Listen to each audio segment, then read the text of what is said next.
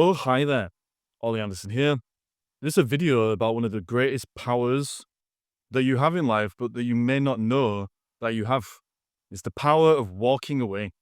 Something that I love to say in life is give me something real or GTFO. If it's not real, then you're just going to get frustrated. You're going to have friction in your mind. You're going to have all kinds of hamster wheel thoughts going round and round like a helter-skelter into hell. And the best thing to do in that situation is to walk away. So that's what we're going to talk about. A very common problem in this godless world of ours is that people find themselves tolerating all kinds of unreal scenarios and situations that just slowly, day by day, eat away at their souls and detach them more and more from their own realness, the sense of wholeness and truth and love and power and all of the amazing things that we can all tune into if we just step up and start being real and taking real action. The kind of things I'm talking about, dead-end jobs where you go there, maybe you're working on a till and you're beeping things all day, and you got some Neanderthal troglodyte breathing down your neck, telling you how you should be doing that.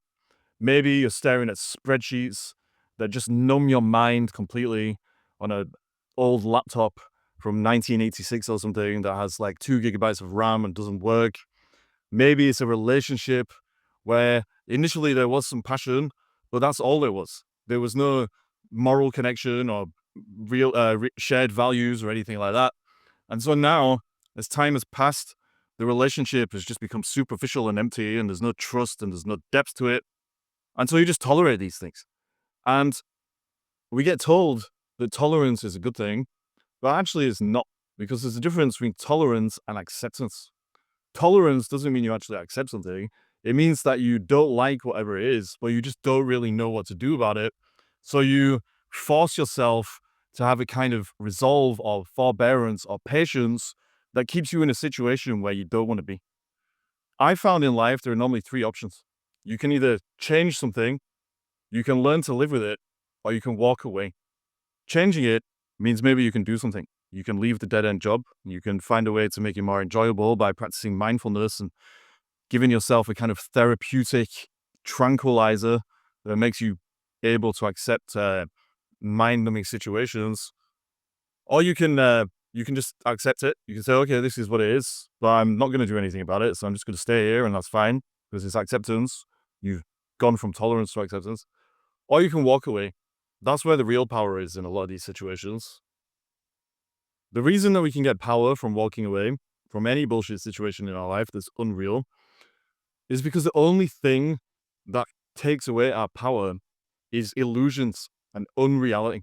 And the only reason we would stay in an unreal situation that becomes more and more unreal the longer that we stay in it, and that brings more friction, frustration, and then eventual misery as we just go crazy and our nervous systems freak out and go into freeze mode because we just can't take it anymore. The more that we find ourselves in those situations, the more unreal things become. And it's almost as though we put ourselves voluntarily in a kind of void or matrix that at first we know is just a product of our own tolerance, but eventually we can start to identify with. And when we start to identify with it, that's when we kind of start to lose our minds. It's like we put a mask on in order to be able to tolerate the situation and to handle it in the short term, but then it becomes a long-term thing because we forget that we're wearing the mask. Once that's happening, we're filtering our lives through the ego, which is the mask, and then we just find ourselves in the situation where we're just going through the motions, even though we don't really like what we're doing. We've got this restless itch, and we know there's something more, but we don't know what to do about it because we think that we need this mask that we put on, and so we're scared to take it off. Walking away solves so many problems because it helps you to remove the mask, but more importantly, it puts you on a real path and it gets you moving again. And that is the main solution to the problem of friction, frustration, and misery. When we feel misery, it's because we've taken ourselves off our own path and we've stopped moving in the way that we need to. And if we're in an unreal situation, like some of the ones I gave in those bad examples, well, ultimately, we put ourselves in a kind of cage that we think we need to be in. You've probably seen that meme where there's like a bird in a cage and the cage door is open and it can walk out at any time, but actually it's holding onto the cage bars because that's what it's used to. That is why walking away gives us our power, because all of the power is away from the cage. And our problem is, the thing that takes away our power, is the illusion that we are the cage and we need the cage, and that we can't walk out of it anytime we want. The only thing that really keeps us in these cages, i.e., these situations that we just tolerate because we don't know what to do about, are three main types of illusions. Like I said, the illusions are the thing that keep you from your power. These are the main three that stop you walking away and reclaiming that power. The power being just putting yourself back on that, on your own real path that is going to take you towards wholeness, get you moving again, get you taking real action, make you feel alive, and all these kind of things. And these three illusions all stem from the three main types of emotional stuff that cause us to get attached to the ego in the first place, and to withhold and hide the real version of ourselves in the shadow territory, i.e., the shadow self, which needs to be integrated so the ego can get out of the way and we can become whole again and start moving. The, the three emotional things that cause the ego to cause us to hide are shame, guilt, and trauma. And there are different illusions that stem from each of these things. When it comes to shame, it's our emotional attachment to things that stops us from moving. We'll get onto this in more detail in a second. When it comes to guilt, it's our social conditioning, the messages and narratives that the world around us is pumping into our brains that stop us going in the direction that we want to go in. And then the final one, which is linked to trauma, which is the most extreme kind of mental duress, of emotional duress, excuse me, is fear. F-E-A-R. I know you know how to spell, but that's an acronym. It stands for false evidence appearing real. And if when we have this false evidence appearing real, because we've been traumatized, we've frozen up, we see all kinds of obstacles in our way and come up with all kinds of cockamamie schemes that stop us from doing what we want to do. So we're going to explore those quickly in a bit more detail. So the first kind of illusion that keeps us trapped in these scenarios and situations is our emotional attachment to them. For some reason, we trick ourselves into thinking that we need whatever it is at some emotional level to fill a void within inside ourselves, even though we don't like it and we're just trying to tolerate it for the sake of keeping the peace or whatever it is that we're doing. The underlying reason for that is almost always shame.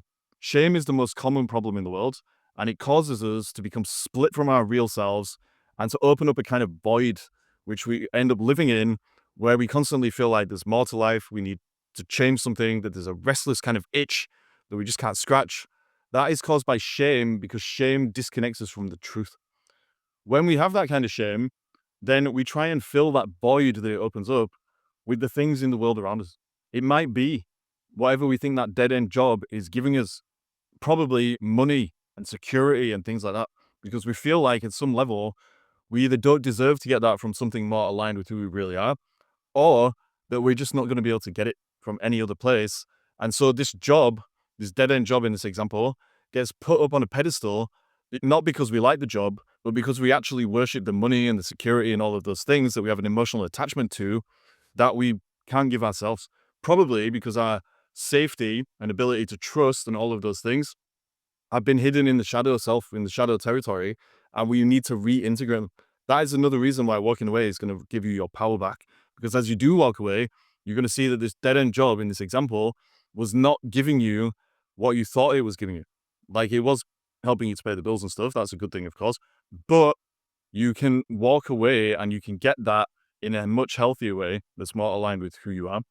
With the toxic relationship or whatever it is, it's the same kind of thing.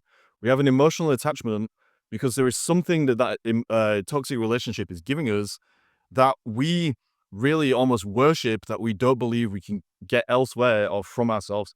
In this case of toxic relationships, it's almost always just love and affection. Because we've been shamed, then we have lost our ability to just accept ourselves unconditionally. Love and acceptance are the same thing. When that happens, our self-acceptance goes into the shadow territory. We create the ego version of ourselves where we can't provide that for ourselves, and so we have to get it externally, and then we outsource it onto somebody else that probably also has emotional problems, and then we get locked in a kind of toxic dance with them where, it might be a push-pull kind of relationship or however you want to say it, but we're not happy in the relationship, but we trick ourselves into thinking that we're getting more acceptance from that relationship, which we call love, but really it's infatuation or something like that. The point is, we stay in that situation not because of what the situation is or what it provides, but because of our underlying emotional stuff. And if you walk away, well, you're going to realize that that relationship was not giving you anything actually, or that dead end job was not giving you anything actually. It was just activating something that was already in you that you become detached from. And this is why walking away can give you so much power, because it reconnects you to the things that you became disconnected from within yourself. The second type of illusion that keeps us in these situations that we want to walk away from, but that we don't feel like we can walk away from, is conditioning, social conditioning, and the underlying emotional thing that causes us to buy into that kind of bullshit is guilt.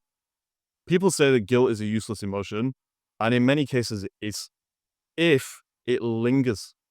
If you learn the lesson from whatever you're feeling guilty about and you integrate it and you forgive yourself and the person that you're dealing with has forgiven you, if that's possible, then yeah, you can move on, let the guilt go. So it's not useless as a short-term thing.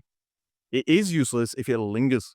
And a lot of social conditioning is about making us have some kind of lingering guilt that keeps us frozen, so to speak, in a certain situation and not going down the path that is actually going to allow us to really give something more valuable to the world, because we're going to become a more real version of ourselves. We're going to be happier. We're going to have better energy. We're going to be able to upskill and all the things that we need to do to be able to embody and express the realist version of ourselves, which is a better thing to give the world. And so because we got the guilt, we just stay where we are, but don't want to be. Maybe, again, I'll use the same examples. Somebody is in a dead end job. They don't like it. They know they're better. They know they're smarter. They know there's more opportunities out there. But they have a boss, the Neanderthal, breathing down their neck, saying, if you don't work on Sunday night, well, you're not a real member of the team or whatever it is. They try and make you feel a misplaced sense of loyalty and those kind of things. They're playing on your emotions because at some level, you feel like you're not good enough again or whatever it is. So there is some shame linked. And that guilt keeps you stuck right there where you don't want to be. Maybe it's in the relationship, people saying, oh, if you don't do a certain thing, then you don't love me. That is very conditional. And again, they're playing on your guilt. They're not relying on you just doing things because you want to do them and because it's the right thing to do. They're pressuring you to do it because of your emotional dependency and the underlying guilt that keeps you stuck in that situation. This happens all over the place. Like you turn on the news or you read the newspaper, if you do that, or you scroll through social media, whatever it is, there's going to be something that is either making you feel not good enough, which is the shame thing, or that's making you feel guilty about not spending your money in the right places, or about not doing a certain thing, or not having a certain moral standard, or whatever it is. All of those things are just the same thing. They're keeping you stuck, and you can walk away from them anytime you like, because you don't have to feel guilty about 99% of the things that people are trying to make you feel guilty for. And you can go somewhere, you can walk away and reclaim your power by putting yourself in a situation where you actually want to be there. And the people that are surrounding you, well, they want you to be there too. And they're not guilting you into staying. They're actually just showing appreciation because you showed up. All three of these things are interconnected. And I'm just basically breaking them down for the sake of example. Like, really, human beings are very complex. And so shame, guilt, and trauma can all come into play within one individual. But anyway, in the case of the third example of fear, false evidence appearing real, the more trauma that we have in our bodies, the more it affects our minds, the more rigid we become, the more fragmented we become, and the less we can trust ourselves and life. That is why we end up seeing false evidence appearing real. Our inner fragmentation in our relationship with ourselves is projected out into the world, and we see barriers and obstacles and things to be afraid of all over the place that stop us moving forward. When we're in that situation of being dominated by false evidence appearing real, we don't go anywhere.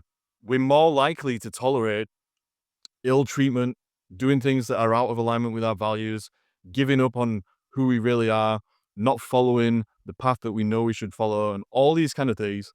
And it's purely because we stop believing in ourselves and believing in life. Or more accurately, we stop trusting ourselves and stop trusting life.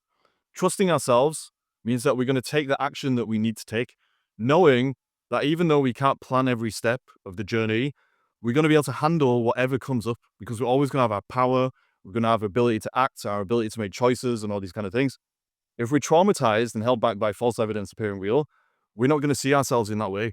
We're going to fear and doubt our own capacity to be able to handle anything. And so we are just going to stay stuck. We're not going to walk away from the things that don't serve us. The other thing is, though, we can't control everything in life. We can't do everything. And so even though we're going to do our best, we have to let go of the rest.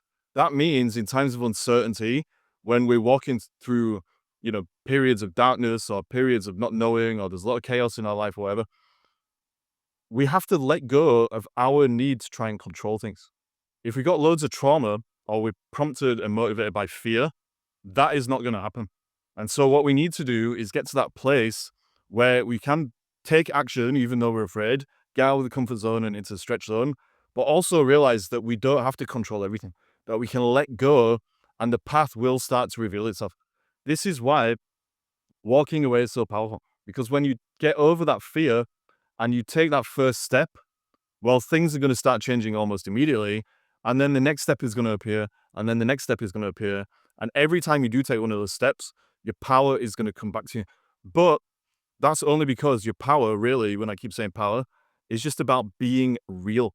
And the more real you are, the more connected you are to something true. The opposite of that kind of truth is this fear that I'm talking about. False evidence appearing real.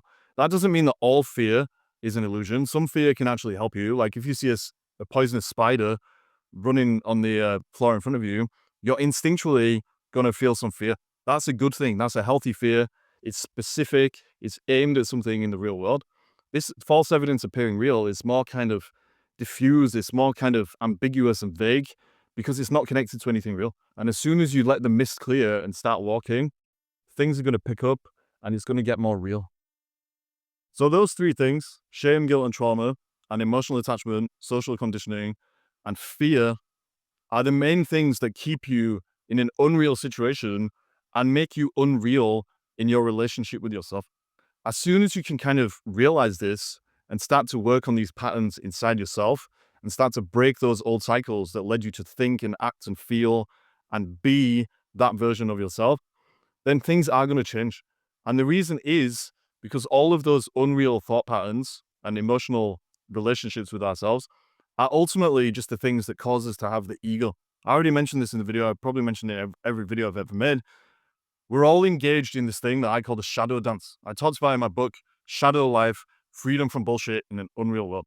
Basically, how it works, something happens in the past that makes us ashamed of who we are.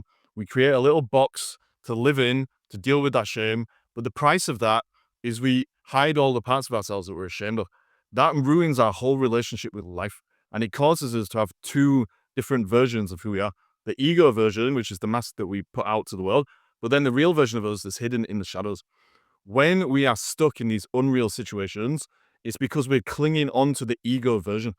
We become so used to that, like I said earlier, when we're wearing the mask and forget that we are wearing the mask, we become so used to it that we think that that is reality. The whole of our life becomes a kind of false evidence appearing real. And when we start to open up to who we really are and let the shadows start to reemerge by taking real steps forward, i.e. taking real action instead of just the kind of actions that are keeping us locked in these kind of cages that we don't want to be in, then we start to become whole again. We start to realize that the shadow can be integrated. All those parts of ourselves that we locked behind the ego don't need to be in hiding. Maybe it can be good things and bad things. It can be your joy, your love, your passion, your enthusiasm. A lot of people have those things shamed. Or it can be some things that get labeled as bad, like anger or passion again, or whatever it is, that are actually very healthy. They all have positive effects in our life if we use them in the right way and don't resist them. So anyway, as you start walking down a real path, even if you just take one step away from some of these unreal situations, you're actually giving yourself signals that it's okay for this shadow stuff to start coming back to the surface. That's when your real life can begin. But the only thing that stops us doing it really is holding on to that unreal stuff because we've been unreal at some level with ourselves. So basically, this all brings us to this very simple choice, which is not always easy to make, between holding on and letting go. Holding on basically is the choice for trying to control things, for the familiar, but maybe not so appreciated. It's holding on to our ego, basically, and all of the things that extend from that. And it's holding on to a lack of power because the ego is not real and it's keeping us from our real lives and a real version of ourselves, which is what our real power, I keep using that word, but it's not like a superpower or anything, where our real power is. So you can hold on to all that stuff or you can let go. When you let go, you have to give up control. You have to give up trying to force things. You have to give up the familiar.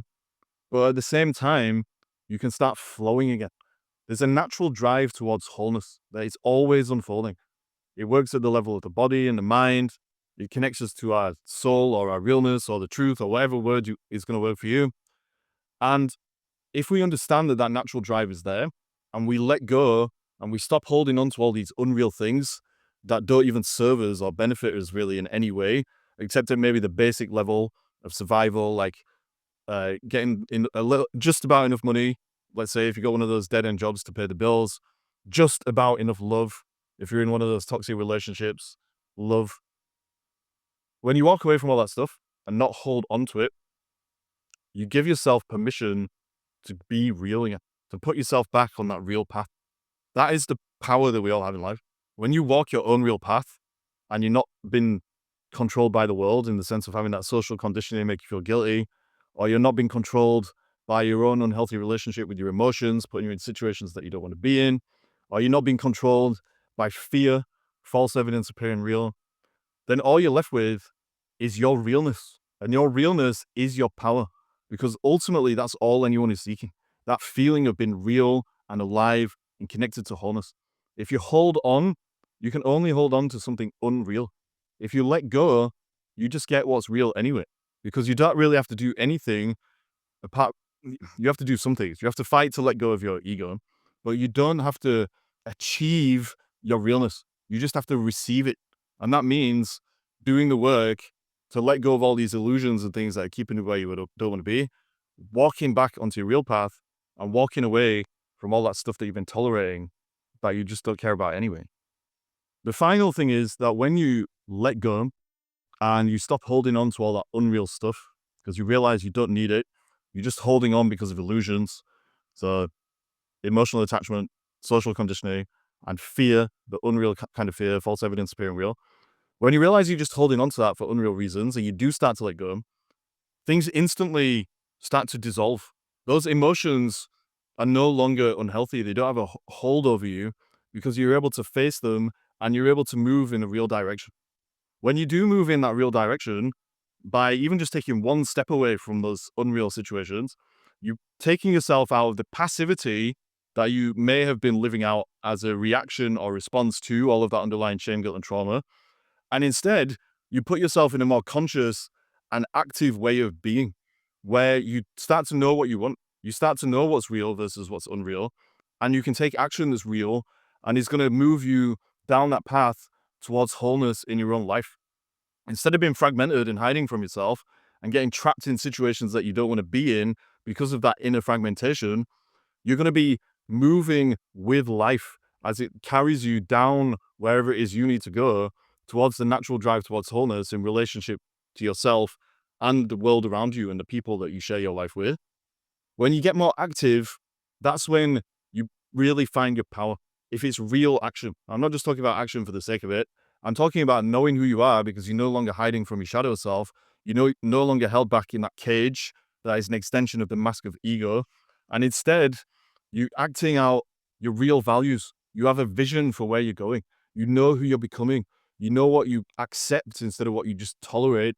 And you're bringing more of that into your life. And it all starts with just seeing like how unreal certain situations are and then taking a deep breath and realizing that you don't need to hold on to it because there is nothing to hold on to. It's unreal. You need to let go, and then your realness is going to surge back into your life because actually you don't need to do that many complicated things apart from the battle inside to let go of all your illusions to get to this place of realness that I'm talking about. Your realness is already there. What's real is always real. But all of these illusions and this inner fragmentation stop you from living it, and it puts you in situations that you don't really want to be in because you know deep down they're not real, purely because you're acting on autopilot. Your realness is already there. What's real is always real. You don't need to do anything complicated to achieve it. You just have to be open and then you can receive it. Don't achieve it, receive it. It's real and it's there. But what you have to do is remember to give me something real or GTFO and walk away from any of that unreal stuff. So that was a video about walking away. I hope you didn't walk away from the video and you made it to this point of the video. I did ramble a bit. That does happen sometimes when I haven't made a video for a while. And even when I haven't made a video for a while, like I'm rambling right now still. Anyway, a question for you to wrap this up. What do you need to walk away from in your own life?